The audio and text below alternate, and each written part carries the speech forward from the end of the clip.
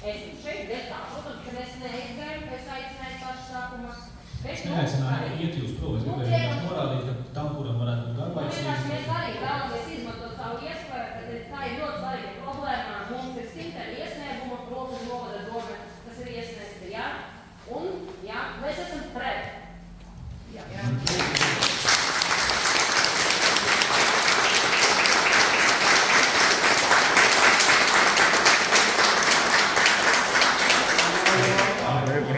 Jebkura pilsoniskā aktivitāte ir vēlama, paldies jums par šīs aktivitātes izrādīšanu, bet es tiešām aicinātu atgriezties pie plāna un tā satura apspriešanu. Mikrofons ir šeit, jūs būsiet tad nākamais.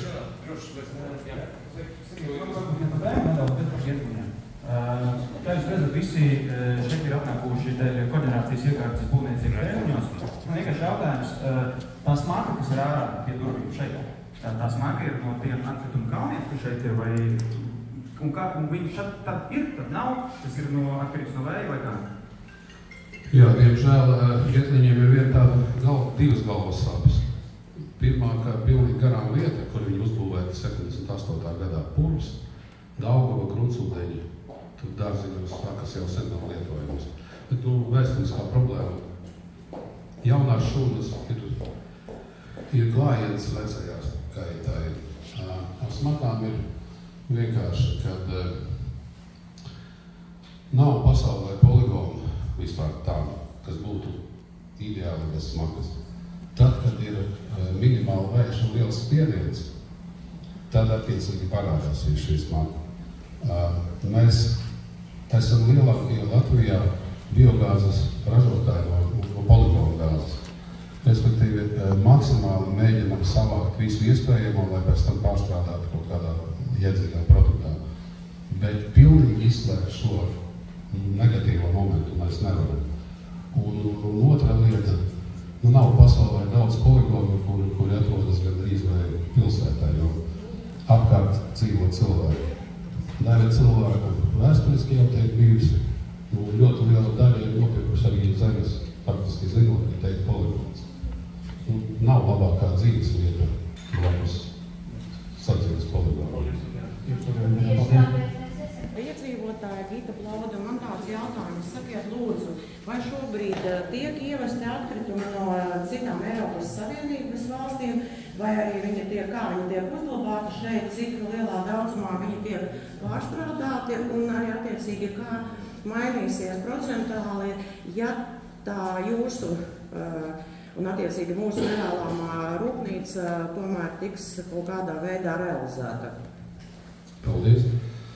Atkritumi no citām Eiropas valstīm netiek ievesti. To nedrīkst darīt. Tātad Getliņos atkritumi no citām Eiropas valstīm netiek ievesti.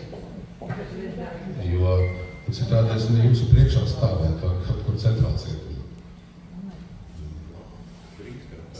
Sakiet, kāpēc šobrīd netiek ievesti? Mums pietiek ar tiem atkritumiem?